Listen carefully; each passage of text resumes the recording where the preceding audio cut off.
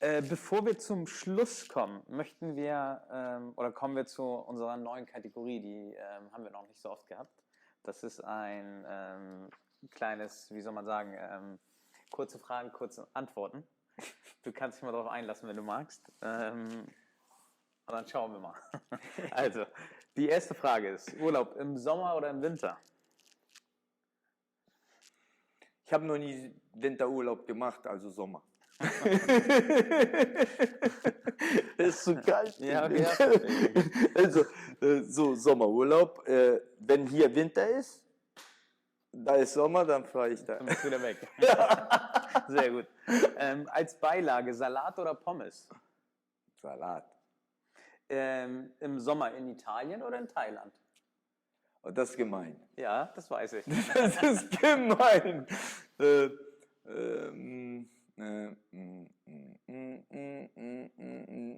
Thailand. Aber wir machen so. Thailand und Italien. Ja, das ist besser einfach, ne? Oder Italien und Thailand. Egal. Jeans, Jogginghosen oder Trainingshosen? Jeans, Jogginghose, Trainingshose ist doch? Ja, ich weiß nicht, vielleicht trägst du deine kurzen Nein, niemals. Kickbox Nein, Shorts. nein, also so einer bin ich nicht. Ich möchte gerne nur die Thai-Box-Hosen in Gym tragen, ne? Nicht an Strand oder sonstiges. Nein. Also, ich würde mal sagen, Jogginghose okay, Jeanshose okay, ne? Sowieso Anzug. Anzug steht hier bestimmt auch.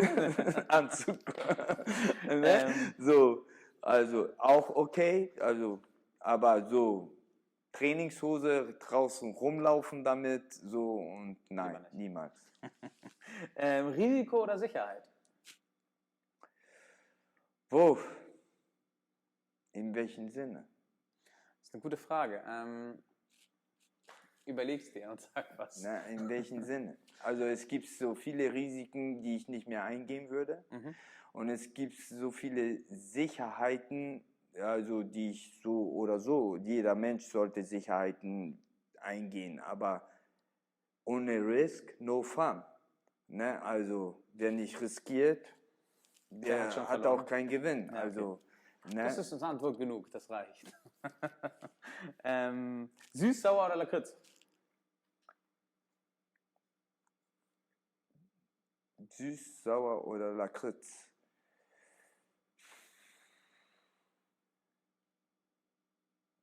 Beides. Ist okay. Beides. Ne? Calzone oder türkische Pizza? Calzone oder türkische Pizza. Also Lahmacun Ja, genau. oder wie heißt das? Oder Calzone. Panzerotti, genau. Also Calzone bei uns ist Panzerotti. Ja, genau. Und, so. Und dann gibt es ja einmal frittiert und nicht frittiert. Genau. Also, und der Calzone, Panzerotti ist ja nur mit eigentlich Mozzarella bei uns. Genau. Ne?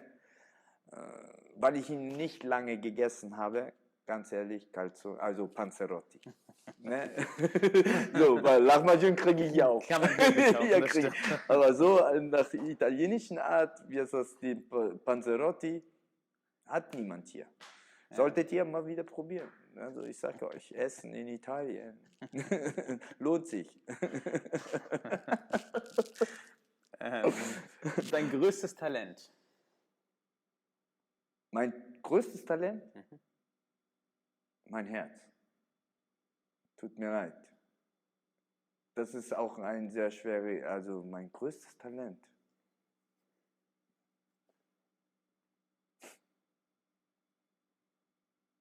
Ja. Alle sagen, ich habe ein gutes Herz. Ist das eine Talentsache? Nee, ne? Vielleicht ist es auch eine Einstellung, weiß ich nicht. Aber es ist, Also, es ist ein Talent. Du machst es. Du hast ein großes Herz. ja, und, aber mein Sport? Sport. Ja. Das auch, ne? Sport? Was findet man immer in deinem Kühlschrank? Oh, verschieden. Ich esse gerne. Aber ich habe keine Nutella im Kühlschrank. Die ist oben im Schrank. Nein, also verschieden. Also gibt nichts, wo ihr euch festlegt. Nein, Ist ja auch gut. nein. Pasta al forno oder patate, riso e cozze? Oh, patate, riso e Kotze. Che pasta a forno? Patate, Riso e Kotze. Hast du genau den Punkt natürlich. getroffen. Das kommt aus meiner Stadt. Hat mein Ja. Onkel mir als Tipp gegeben. Ja. Patate, Riso e Kotze, bello. Also. Für alle anderen natürlich, das sind Nudeln, Kartoffeln und Muscheln. Ja. So, danke dafür. Jetzt wollen wir noch mal einmal dein Sport und so ein bisschen reflektieren das Ganze.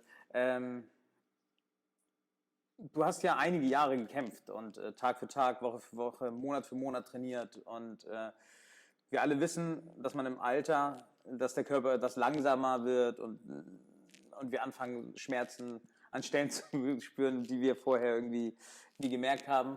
Wie hat sich dein Trainings- und dein Erholungsregime so in deinem Körper entwickelt mit dem Alter? Was würdest du sagen? Was war schwieriger oder was? Also, was ich selbst diagnostiziert habe, Ja. ist es so, dass ich sehr schnell regeneriere. Also trotz mein Alter. Ne? Und das bleibt immer noch, wie gesagt, ein Fragezeichen. Und durch meine ganzen ärztlichen Kontrollen, die ich habe, ist es so, dass ich ja, so noch sehr leistungsfähig bin. So, und langsamer bin ich nicht geworden. Ich muss da wirklich dazu sagen, also ich bin dynamischer geworden mit dem Alter. Also vielleicht liegt es ja auch darum, dass ich mich sehr viel jetzt konzentriere auf meine Ernährung, auf meine Umgebung, mit was ich mich umgebe. Und meine Kinder haben mir neue Lebenskraft gegeben. Bei manchen ist es so, die nehmen die Lebenskraft, bei mir ist es andersrum, die geben mir die Lebenskraft. Ja. Ja. Das ist manchmal einfach die Psyche, ne? Wenn die gut ist, Genau. dann hat man eine gute Regeneration, das glaube ich. Wie hat sich dein Bild von Gesundheit und Wohlbefinden verändert, als du älter wurdest, das hast du ja gerade erklärt, genau.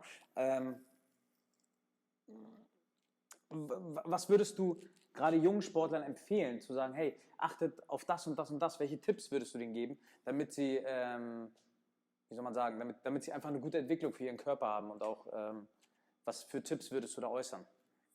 Also, ganz ehrlich, viel ist manchmal nicht gut.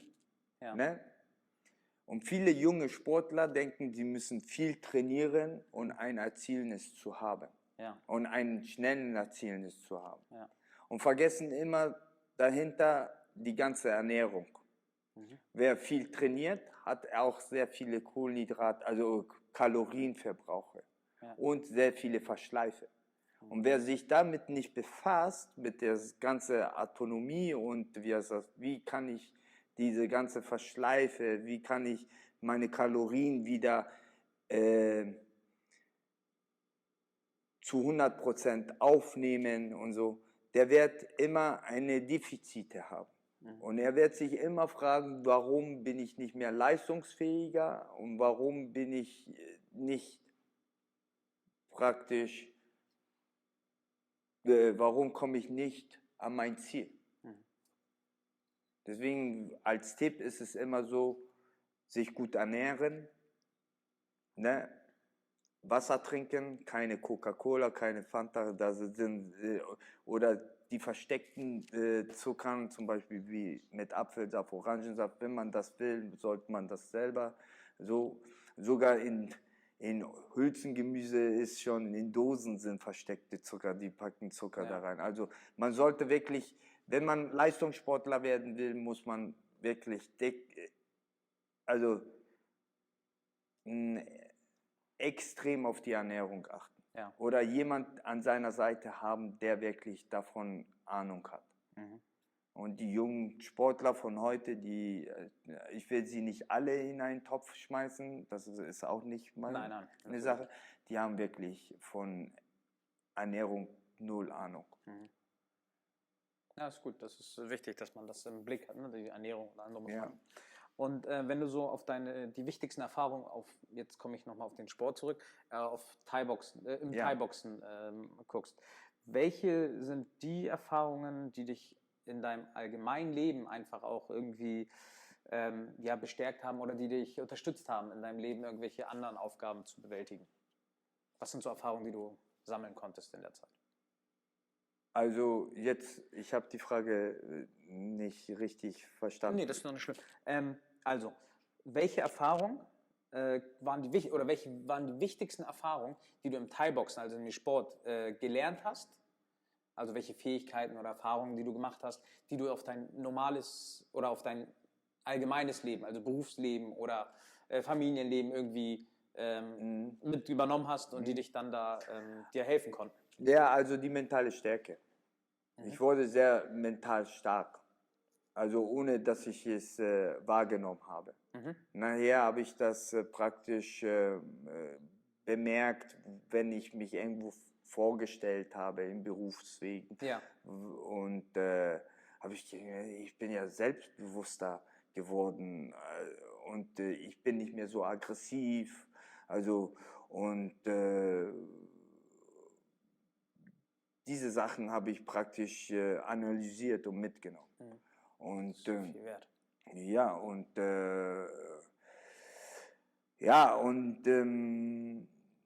die Fähigkeit, die Ruhe zu bewahren, jemand das zu übermitteln, was man übermitteln möchte. Also diese Ruhe, diese seelische Frieden, sagt man dazu. Ja, oder Gelassenheit. Also diese Gelassenheit, genau. genau. Ja, super. Ja, das ist viel wert, ne? Das hoffe ich doch. spart einen wahrscheinlich viel Ärger auch in Genau. anderen Situationen. Ja, am Anfang hatte ich sehr viel Ärger. Ne? Wenn du jetzt, wir blicken mal zurück auf den Weg, der dich dahin gebracht hat, wo du heute bist. Was würde der Vito heute, dem jungen Vito von damals, sagen, der frisch von den Straßen Jenfelds kommt? Uff. Wow. Wow. Ja, ich würde sagen, wie viele sagen würden, dieser Kopf und der Körper von damals. Ja. Ne, aber, also, ganz ehrlich, ich habe eine Menge, man kann sagen, eine Menge durchlebt. Ich will das noch nicht mal als Fehler bezeichnen. Nein, Erfahrung. Ne? Weil sonst wäre ich nicht dieser Mensch geworden, den ich heute bin. Ja. Und man, auch die Menschen da draußen, man darf nicht immer sagen, hätte ich nicht gemacht. Aber hättest du nicht gemacht, was wäre heute? Was wäre dann? Hättest du bestimmt was anderes gemacht. Ja. Und deswegen, ich hätte nur was empfohlen. Seine Energie vollkommen, also ganz ehrlich, hätte ich die Wahl jetzt zwischen Thai-Boxen und Boxen, hätte ich beides gemacht. Okay. Ich liebe Thai-Boxen. Aber wegen dem Geld, also wenn es jetzt um finanziellen Wege gehen würde, bringt Boxen mehr. Ja. Aber natürlich sind das zwei verschiedene Einstellungen. Ne? So, und ich liebe beide Sportarten.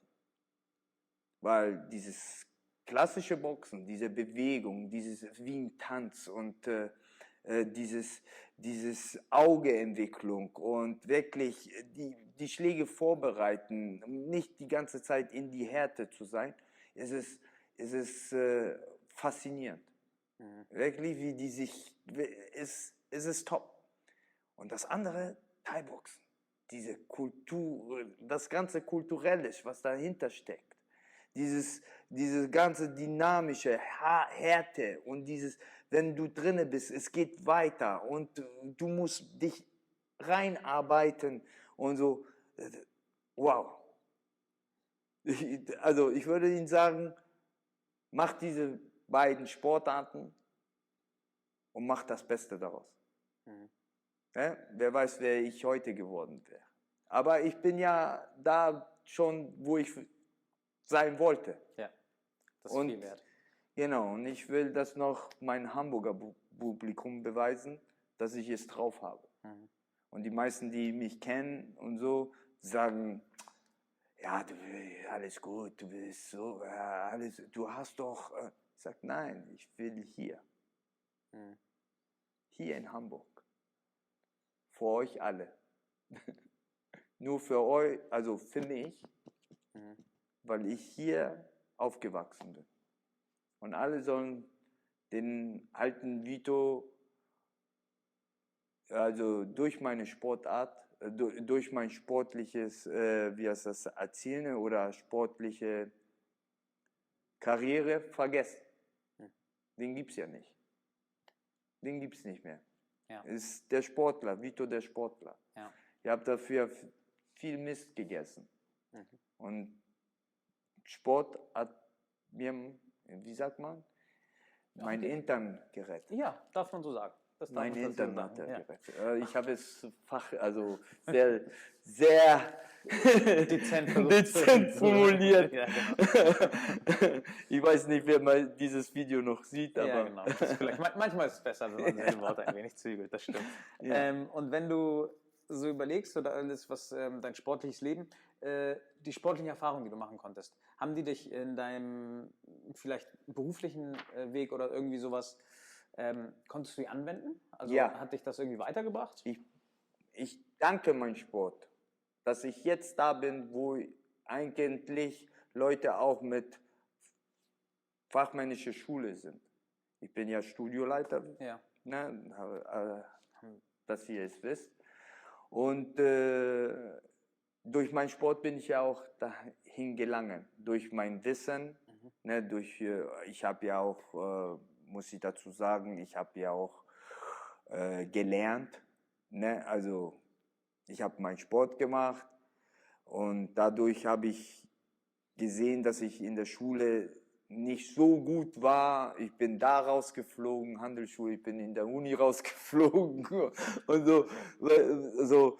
Und deswegen habe ich mich, wie heißt das, den sportlichen Weg praktisch gewidmet und ich habe eben Diplome gemacht. Ne? Und dadurch habe ich auch mein ganzen Wissen.